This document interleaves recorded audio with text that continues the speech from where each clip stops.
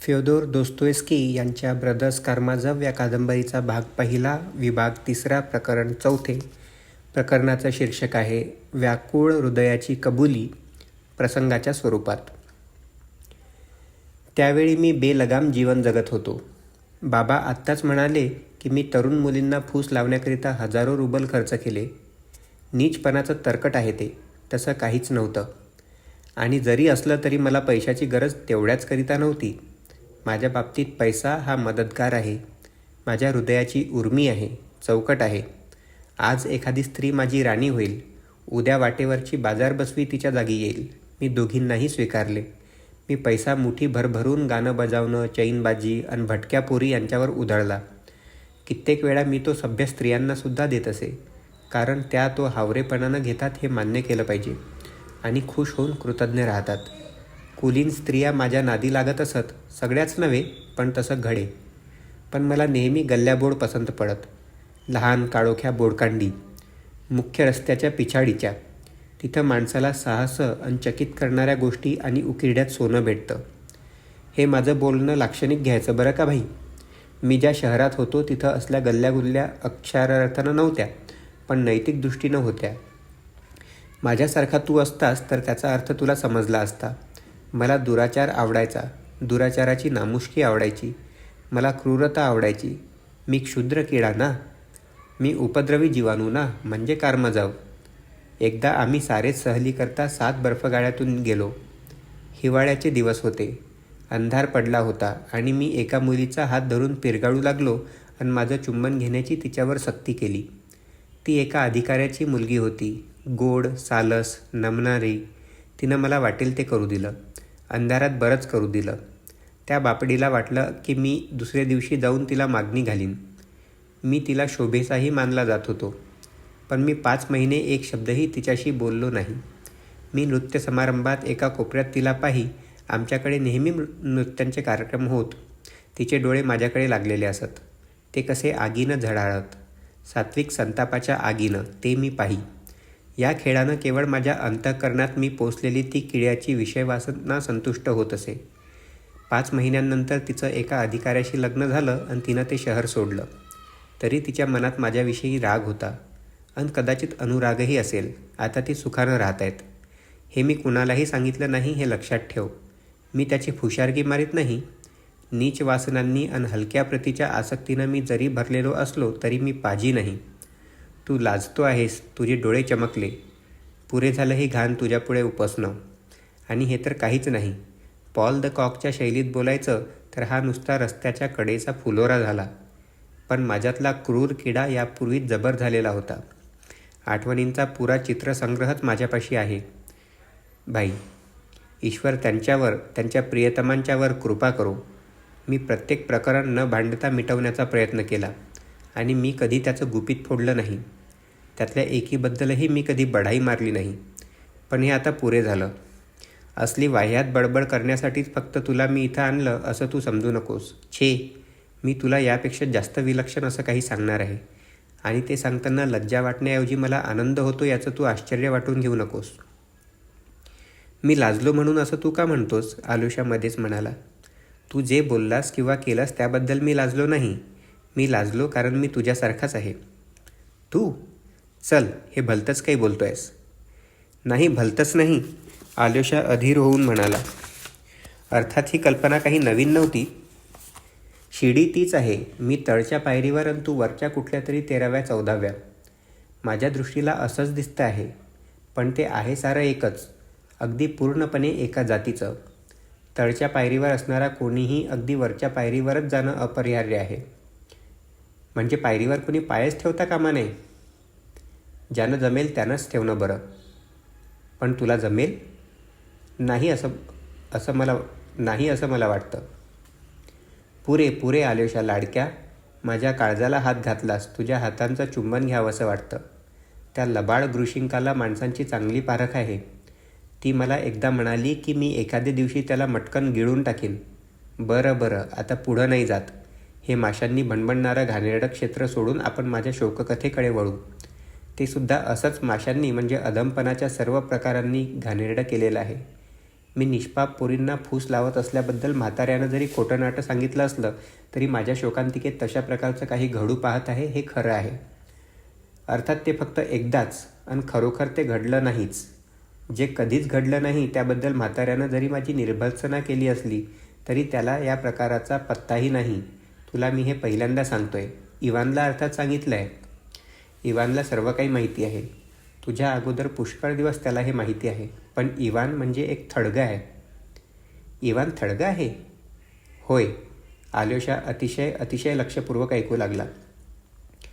मी एका लढाऊ तुकडीमध्ये लेफ्टनंट होतो पण तरी मी एखाद्या कैद्याप्रमाणे नजरबंदीत होतो. पण त्या लहानशा शहरात माझं विलक्षण स्वागत होत असे. मी हवा तसा पैसा खर्च करीत असे. मला लोक श्रीमंत समजत असत. मी स्वतःही तसं समजत होतो. पण माझ्यावर लोक इतर कारणांनीही खुश असले पाहिजेत. जरी ते माझ्याबद्दल नापसंती दर्शवित असत तरी मी त्यांना आवडत असे. माझ्यावरचा कर्नल हा म्हातारा माणूस होता. त्याला एकदम माझ्याबद्दल नावड उत्पन्न झाली. तो नेहमी माझ्यावर घसरायचा. पण माझे जबरदस्त मित्र होते आणि शिवाय सारं शहर माझ्या बाजूला होतं. त्यामुळं तो माझं नुकसान करू शकत नव्हता. त्याला योग्य तो आदर दाखवायला मी तयार नसे. हा माझा दोष होता. मी अभिमानी होतो. हा हट्टी म्हातारा खरोखर मनानं चांगला, ममताळू आणि आतिथ्यशील होता. त्याच्या 2 बायका झाल्या. दोन्हीही मरून गेल्या होत्या. त्याची पहिली बायको एका गरीब घराण्यातली होती. तिला एक मुलगी झाली. ती आईसारखीच निष्कपट होती. मी तिथं होतो त्यावेळी ती 24 वर्षांची होती आणि तिचा बाप आणि तिची मावशी यांच्याबरोबर ती राहत होती. मावशी साधी आणि अशिक्षित होती. भाची साधीच पण तडफदार होती. मला लोकांबद्दल बरं बोलणं आवडतं. आगाफ्याहून अधिक गोड स्वभावाची स्त्री माझ्या कधी आढळात आलेली नव्हती. हो, तिचं नाव आग्याफा इवानोव्ना आणि ती दिसायलाही काही वाईट नव्हती. रशियन धाटणीची, उंच, सशक्त, उफाड्याची, डोळे सुंदर, फक्त चेहरा कैसा ओबडधोबड. तिचं लग्न झालं नव्हतं पण तिला दोघांनी मागणी घातलेली होती. तिनं त्यांना नाकारलं होतं पण सदोदित प्रसन्न दिसायची. तिचा माझा घनिष्ठ संबंध होता. त्या प्रकारचा नव्हे, शुद्ध मैत्रीचा. मी स्त्रियांशी पुष्कळ वेळा अगदी निष्पाप मैत्री जोडलेली आहे. मी तिच्याशी मनाला धक्का बसेल इतक्या मनमोकळेपणानं बोलत असे आणि ती फक्त हसत असे. पुष्कळ बायकांना अशा तऱ्हेची मोकळीक आवडते आणि शिवाय ती मुलगी होती त्यामुळं गंमत येत असे. दुसरी गोष्ट म्हणजे तिच्या संबंधानं एक तरुण स्त्री म्हणून कधी विचार मनात येत नसे. ती आणि तिची मावशी तिच्या बापाच्या घरात एक प्रकारे स्वेच्छेनं नम्र जीवन पत्करून राहत असत. त्या स्वतःला इतर लोकांच्या बरोबरी मानत नसत. ती तशी प्रत्येकाला हवीशी वाटे आणि प्रत्येकाच्या उपयोगी पडे कारण ती स्त्रियांचे कपडे शिवण्यात कुशल होती. त्यात ती विशेष प्रवीण होती. काही न घेता दुसऱ्यांचे शिवण करून ती देई. पण जर कुणी तिला पैसे दिलेच तर ती नाकारीत नसे. कर्नल हा अर्थात एक वेगळ्या तऱ्हेचा मनुष्य होता. तो त्या भागातल्या प्रमुख व्यक्तींपैकी एक होता. त्याचं घर सर्वांना मोकळं असायचं. साऱ्या शहराचं तिथं आगत स्वागत व्हायचं. मेजवान्या आणि नाच वगैरे चालायचे. मी तिथं आलो आणि तुकडीत दाखल झालो त्यावेळी सारं शहर कर्नलची दुसरी मुलगी परत येऊ घातली होती त्या संबंधानंच बोलत होतं. ही मुलगी अतिशय सुंदर होती आणि तिनं राजधानीतील एक फॅशनेबल शाळा नुकतीच सोडली होती. ही दुसरी मुलगी म्हणजे कतरिना इवानोव्ना. ही त्याच्या दुसऱ्या बायकोपासून झालेली मुलगी. ही दुसरी बायको एका सुप्रसिद्ध सेनाधिकाऱ्याच्या घराण्यातली होती. पण मला अगदी विश्वासपात्र माणसांकडून कळलं होतं की तिच्याकडूनही कर्नलला काहीच पैसा आला नव्हता. तिचं मोठ्यांशी नातं होतं पण ते तितकंच. अपेक्षा असतील पण त्यातून काही निष्पन्न झालं नाही. तथापि जेव्हा ही तरुण स्त्री भेटण्याकरता म्हणून शाळेहून आली तेव्हा साऱ्या शहराला जाग आल्यासारखं झालं. आमच्यातल्या फार प्रसिद्ध स्त्रियांनी म्हणजे 2 अगदी वरच्या दर्जाच्या स्त्रिया आणि दुसऱ्या एका कर्नलची बायको यांनी तिला उचलून धरलं आणि बाकीच्यांनी मग त्यांच्या पावलावर पाऊल टाकून तिच्या सन्मानार्थ मेजवान्या दिल्या. स्त्री पुरुषांच्या नाचात आणि वनभोजनात ती अगदी रूपराणी बनली आणि त्यांनी अडचणीत असलेल्या दायांच्या मदतीदाखल ताब्लो व्हिवा म्हणजे नाना तऱ्हेच्या वेशांनी नटून केलेले मूक व स्तब्ध देखावे याचे कार्यक्रम केले. माझं तिकडे लक्षही नसे. मी नेहमीप्रमाणेच बेगुमानपणे वागत होतो आणि त्यावेळच्या माझ्या एका पराक्रमामुळे साऱ्या शहराच्या तोंडी तोच विषय झाला. एका संध्याकाळी तोफदळाच्या अधिकाऱ्याच्या इथं ती मला आपादमस्तक न्याहाळत असलेली मला दिसली. का मी आपण होऊन तिच्याकडे गेलो नाही? जणू तिची ओळख करून घेण्यात मी कमीपणा समजत होतो. मात्र त्यानंतर थोड्याच दिवसात मी एका संध्याकाळी तिच्याकडे जाऊन तिच्याशी बोललो हे खरं. तिनं माझ्याकडे नजर टाकलीच नाही आणि आपले ओठ तिरस्काराने आवळून घेतले. थांब थोडी, मी तुझा सूड घेतो की नाही पहा, असं मी मनाशी म्हटलं. त्या दिवसात मी पुष्कळ प्रसंगी गध्यासारखा वागलो आणि त्याची मला स्वतःला जाणीव होत होती. अधिक बिघडले ते यांनी की कांतिका ही काही एखादी बोर्डिंगात ठेवलेली निरागस पोरगी नव्हती, तर चरित्रसंपन्न, अभिमानी आणि खरोखर उच्च तत्वांप्रमाणे चालणारी ती व्यक्ती होती. सर्वात म्हणजे तिला शिक्षण मिळालं होतं आणि तिच्यात बुद्धिमत्ता होती आणि माझ्यात दोन्ही नव्हत्या. माझ्या मनाला तिला मागणी घालायची होती असं तू समजतोस? छे, मला फक्त तिचा सूड घ्यायचा होता. कारण एवढा मी पराक्रमी पुरुष आणि तिला त्याचं काहीच वाटत नाही म्हणजे काय? मध्यंतरीच्या काळात मी माझा वेळ दारू पिण्यात आणि चैनबाजी करण्यात घालवला. तेवढ्यात लेफ्टनंट कर्नलने मला 3 दिवस अटकेत ठेवलं. त्याचवेळी बाबांनी इस्टेटीवरचे माझे सर्व हक्क मी सोडून दिल्याचं, म्हणजे एका अर्थी माझा त्यांच्याकडचा सर्व हिशोब मिटल्याचं आणि मी अधिकची अपेक्षा करणार नाही असं सांगणारं करारपत्र त्यांना पाठवलं होतं. त्याच्या मोबदल्यात 6,000 रुबल मला मिळाले. त्यावेळी मला काहीसुद्धा त्यातलं कळत नव्हतं.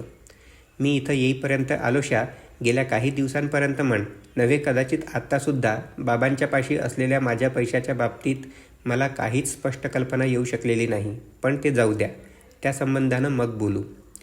तो पैसा माझ्या हाती आला त्याचवेळी एका मित्राकडून एक पत्र मला आलं. त्यात त्यानं मला जे कळवलं होतं त्यानं माझं लक्ष फारच वेधून घेतलं. वरिष्ठ अधिकारी आमच्या लेफ्टनंट कर्नलवर असंतुष्ट झाले आहेत असं मला कळलं. त्यानं नियमबाह्य गोष्टी केल्याचा त्याच्यावर वहीम होता. खरं म्हणजे त्याचे शत्रू त्याला आश्चर्याचा धक्का देण्याच्या तयारीत होते. आणि मग त्या फौज विभागाचा सेनाधिकारी आला आणि त्यानं खूप धुमाकूळ घातला. थोड्याच दिवसांनी लेफ्टनंट कर्नलला निवृत्त होण्याचा हुकूम देण्यात आला. हे सर्व कसं झालं हे मी तुला सांगत नाही. त्याला शत्रू होते ते खरंच. लगेच त्याच्याविषयी आणि त्याच्या कुटुंबाविषयी शहरात स्पष्ट दिसून येणारी उदासीनता पसरली. त्याच्या सर्व मित्रांनी त्याच्याकडे पाठ फिरवली. मग मी माझं पहिलं पाऊल टाकलं. मी आगाफ्या इवानोव्नाला भेटलो. तिच्याशी मी माझी मैत्री ठेवलीच होती.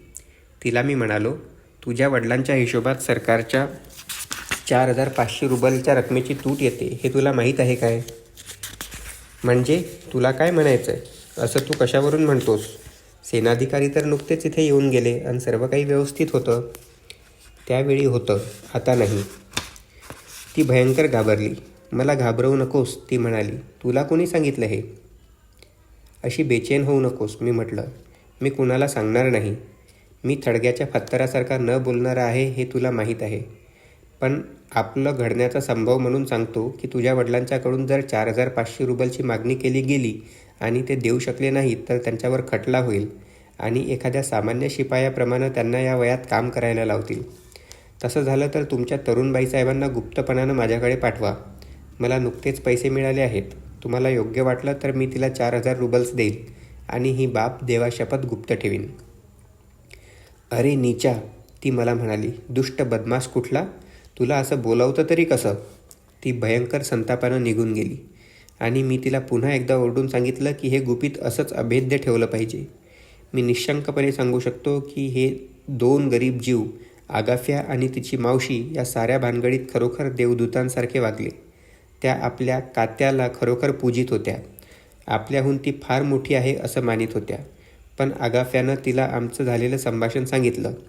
मला ते मागाहून कळलं. तिनं ते लपवून ठेवलं नाही आणि अर्थात मलाही तेवढंच पाहिजे होतं. अचानकपणे नवे मेजरसाहेब तुकडीचे अधिकार स्वीकारण्याकरता येऊन दाखल झाले.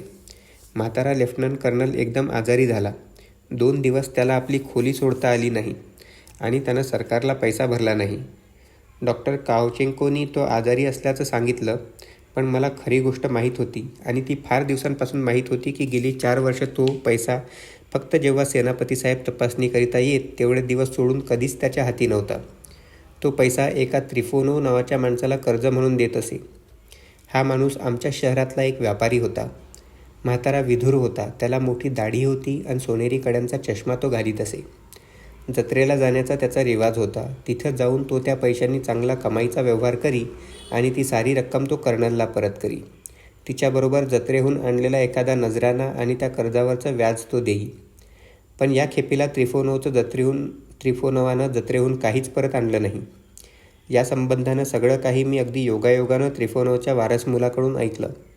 हा मुलगा एक माथं फिरलेला तरुण आणि जगातला एक नंबरचा दुष्कर्मी मनुष्य होता.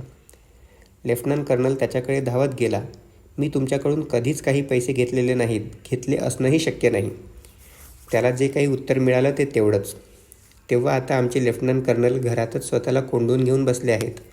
त्यांच्या डोक्याला एक टॉवेल गुंडाळलेला आहे आणि त्या तिघीजणी त्याच्यावर बर्फ ठेवून बसल्या आहेत.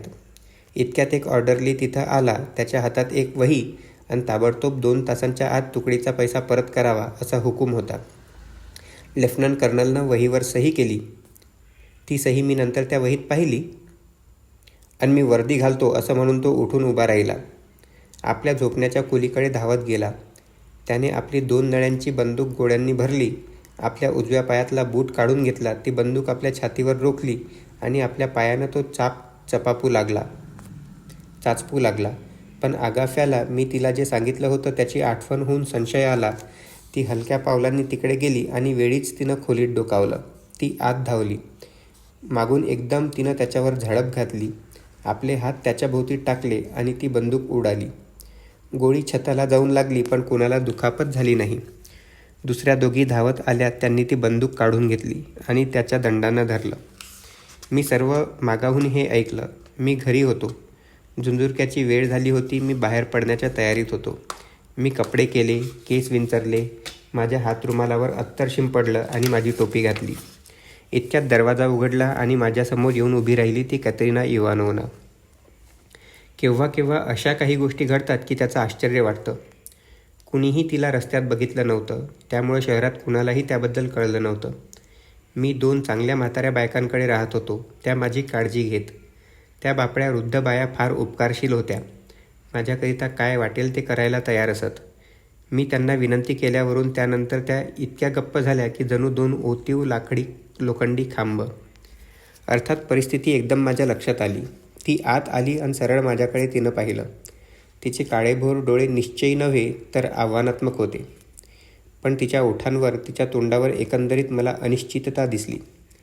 ती म्हणाली, माझ्या बहिणीनं मला सांगितलं, मी तुमच्याकडे स्वतः आले तर तुम्ही मला 4500 रुबल द्याल. मी आले आहे. मला ते पैसे द्या. तिला तो धीर कायम ठेवता आला नाही. तिला दम लागला होता. ती भ्यालेली होती. तिच्या आवाजानं तिला दगा दिला आणि जीवनीचं टोक आणि मुखाभोवतीची रेषा थरथरू लागल्या. आलोशा, तू ऐकतो आहेस की झोपला आहेस? मला माहीत आहे की तू सारीच्या सारी घडलेली हकीकत मला सांगणार आहेस, आलोशा क्षुब्ध होऊन म्हणाला. मी सांगतोच आहे, पण मी सगळं सत्य जसं घडलं तसं सांगतो म्हटलं तर मी स्वतःची गय करणार नाही. माझा पहिला विचार होता कामाजवला शोभणारा. एकदा मला एक गोम चावली बरं का भाई, आणि त्यानं ताप येऊन मी 15 दिवस आजारी पडलो. त्यावेळी तशीच एक गोम माझ्या हृदयाचा चावा घेत आहे. भयंकर विखारी गोम, समजलं? चावा घेत आहे असं मला भासलं. मी तिला पायापासून डोक्यापर्यंत न्याहाळलं. तू तिला पाहिलंयस? ती एक सौंदर्य खणी आहे. पण ती त्यावेळी एका निराळ्याच दृष्टीने सुंदर होती. त्या क्षणी ती सुंदर होती, ती थोर मनाची होती म्हणून. आणि मी एक बदमाश होतो. तिच्या उदारपणाची आणि आपल्या बापाकरता त्याग करण्याची तिची भव्यता कुणीकडे आणि मी एक किडा कुणीकडे. मी बदमाश होतो आणि ती सर्वस्वी शरीर मनासह माझ्या हातात सापडली होती. ती चहूबाजूंनी घेरलेली होती. मी तुला मोकळ्या मनाने सांगतो, तो विषारी विचार त्यानं माझ्या अंतःकरणाचा इतका ताबा घेतला की ते गोंधळून सुन्न झालं. त्याचा प्रतिकार करणं मला अशक्यच वाटलं. जणू एखाद्या क्षुद्र किड्यासारखा, एखाद्या विषारी कोळ्यासारखा यत्किंचितही दयामाया न धरता वर्तन करावं तसं मला झालं. माझा श्वासोच्छ्वास नीट चालेना. लक्षात घे, दुसऱ्या दिवशी तिला पाणीग्रहण करण्याची विनंती करण्याकरता मी जाणं योग्य झालं असतं. म्हणजे सर्व प्रतिष्ठेनं मिटणारं होतं आणि कुणालाही काही कळणं शक्य झालं नसतं. कारण माझ्या वासना जरी नीच असल्या तरी मी प्रामाणिक माणूस आहे आणि अगदी त्याच क्षणी एक आवाज माझ्या कानात कुजबुजतो आहे असं मला वाटलं. पण जेव्हा तू तुझी मागणी घेऊन जाशील तेव्हा ही मुलगी कदाचित तुझं तोंडही बघणार नाही. ती आपल्या गाडीवानाला तुला लाथ मारून अंगणाच्या बाहेर काढायला सांगेल. ती म्हणेल, साऱ्या शहरभर डंकापीठ, मला नाही तुझी भीती. मी त्या तरुण स्त्रीकडे पाहिलं. माझ्या त्या आवाजानं मला फसवलं नव्हतं. असंच ते होईल, शंकाच नको. यावेळी तिच्या चेहऱ्यावरून मला दिसत होतं की ती मला घराबाहेर हाकूनच देणार. माझा खुनशीपणा जागा झाला. एखाद्या हलकट पोरट्यानं वागावं तसं तिच्याशी वागण्याची माझी फार दिवसांपूर्वीची इच्छा होती. तिच्याकडे धिक्काराच्या दृष्टीनं पाहायचं आणि ती तिथं माझ्यापुढे उभी राहिली होतीच तिथंच तिला अशा स्वरानं भिजवून टाकायची की जो फक्त एखादा दुकानदारच वापरेल. 4,000? काय म्हणताय काय तुम्ही? मी उगीच थट्टा केली.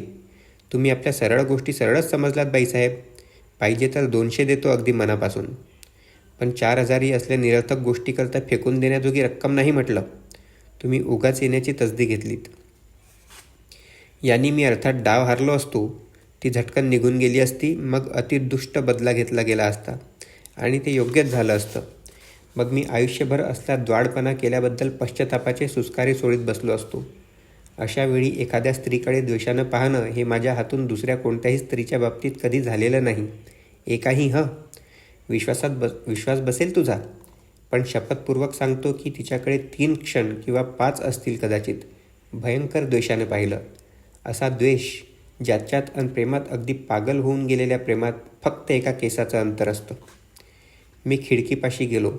माझं कपाळ बर्फ थिजलेल्या तावदानावर टेकवलं आणि मला आठवतं त्या बर्फानं माझं कपाळ आगीसारखं भाजलं. घाबरू नकोस, मी तिला फार वेळ तिष्ठत ठेवलं नाही. मी मागे वळलो. मेजापाशी गेलो. कप्पा उघडला आणि 5,000 रुबलची एक बँकनोट बाहेर काढली. ती एका फ्रेंच शब्दकोशाच्या पुस्तकात होती. मग मी न बोलता तिला ती दाखवली. तिची घडी केली. तिच्या हाती दिली. दरवाजा उघडून तिला रस्ता दाखवला आणि मागे पाऊल घेऊन तिच्या पुढे वाकून पूर्ण प्रणाम केला. अतिशय आदरानं, अतिशय प्रभाव पाडील असा प्रणाम केला. तिचं सर्वांग थरारलं. एक क्षण तिनं माझ्याकडे नजर लावली. ती अगदी पांढरी फटक पडली आणि एकदम आवेगानं नव्हे तर मृदूपणे, सौम्यपणे माझ्या पायावर तिनं डोकं ठेवलं. शाळकरी मुलीसारखं नव्हे, अगदी रशियाच्या पद्धतीनं आपलं कपाळ जमिनीवर टेकून ती तटकन उठली आणि निघून गेली. माझी तलवार कमरेला होती. मी ती उचलली आणि तिथल्या तिथं मी स्वतःला भोकसण्याच्या बेतात होतो. का मला माहीत नाही. ते अर्थात काहीतरी विलक्षण मूर्खपणाचं झालं असतं. मला वाटतं हर्षाचा तो परिणाम असावा. माणूस स्वतःला हर्षानं मारू शकेल हे तुला समजू शकतं. पण मी स्वतःला भोसकलं नाही. मी माझ्या तलवारीचं चुंबन घेतलं आणि पुन्हा म्यानात सारली. अर्थात हे तुला सांगण्याची काही गरज नव्हती आणि मला वाटतं माझ्या अंतःकरणातल्या संघर्षाविषयी तुला सांगताना स्वतःचा मोठेपणा दाखवण्यासाठी मी थोडं तिखटमीठ लावून बोललो असेन. पण ते जाऊ द्या. मानवी हृदयात शिरून त्याची चिरफाड करणारे सारेच लोक नरकात जावत. असो, कॅत्रिना इवानोव्हाशी घडलेल्या त्या साहसी घटनेबद्दल सांगितलं तेव्हा आता एक इवानला त्याची माहिती आहे आणि एक तुला, बाकी कुणालाही नाही. दमित्री उठला. प्रक्षुब्ध मनस्थितीत त्यानं 1-2 पावलं टाकली. आपल्या खिशातला हातरुमाल काढून त्याने आपलं कपाळ पुसलं आणि पुन्हा खाली बसला. त्या पूर्वीच्याच जागी नाही तर तिच्या विरुद्ध बाजूला. त्यामुळे आलोशाला त्याच्याकडे पाहण्यासाठी तोंड फिरवावे लागले. प्रकरण समाप्त.